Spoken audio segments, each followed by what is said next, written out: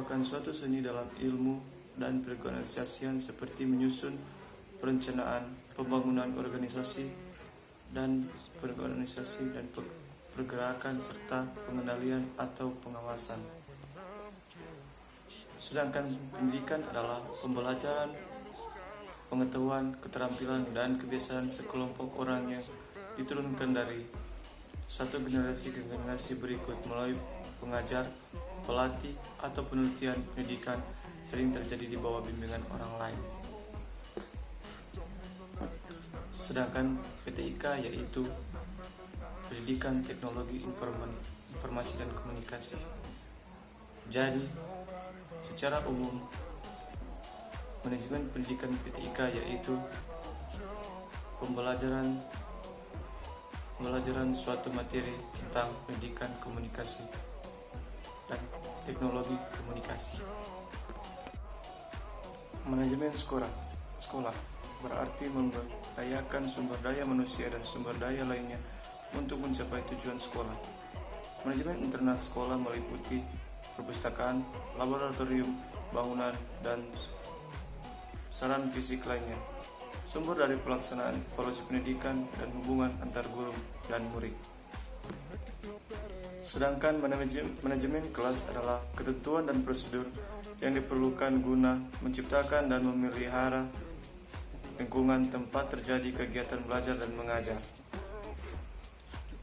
Tujuan dari manajemen kelas yaitu agar pengajar dapat dilakukan secara maksimal sehingga tujuan pengajaran dapat dicapai secara efisien dan efektif. 2. Untuk memberi kemudahan dalam usaha membantu kemajuan siswa dalam pelajarannya. Kepemimpinan pendidikan.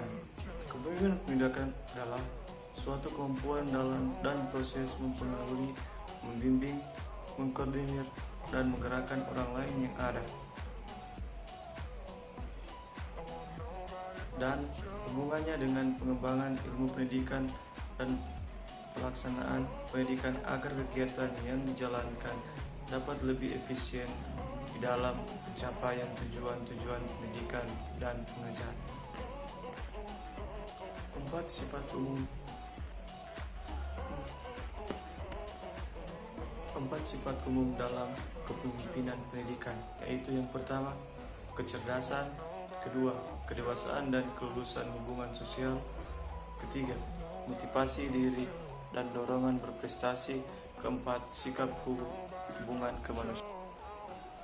Manajemen kurikulum adalah segenap proses usaha bersama untuk mempelancar pencapaian tujuan pengajaran dengan titik berat pada usaha meningkatkan kualitas interaksi belajar mengajar. Pokok dalam manajemen kurikulum. Pertama, kurikulum merupakan suatu rencana atau perencanaan. Kurikulum merupakan pengaturan berarti mempunyai sistematik dan struktur tertentu. 3. Kurikulum membuat atau berisikan isi dan bahan pembelajaran menuju kepada perangkat mata ajaran atau bidang pengajaran tertentu. Manajemen tenaga pendidik dan kependidikan adalah aktivitas yang harus dilakukan mulai dari tenaga pendidik dan kependidikan itu masuk ke dalam organisasi pendidik sampai akhirnya berhenti melalui proses perencanaan SDM, rekrutan seleksi, penempatan, dan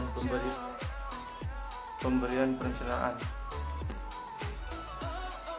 Manajemen peningkatan mutu pendidikan merupakan peningkatan mutu adalah upaya penyusunan program dan pelaksanaan yang dilakukan berorientasi kepada perbaikan kualitas input, proses, serta output sekolah dari keadaan sebelumnya sehingga menjadi lebih baik.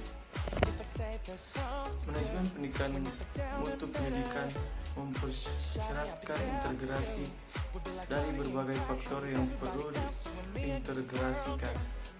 Faktor itu adalah klien atau pelanggan, kepemimpinan, tim, proses, dan struktur. Supervisi pendidikan merupakan pengawasan terhadap pelaksanaan kegiatan teknik edukasi di sekolah, bukan sekedar pengawasan fisik terhadap fisik material.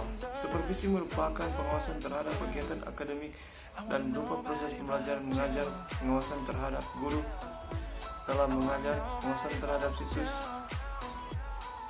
yang menyebabkan aktivitas yang dilakukan.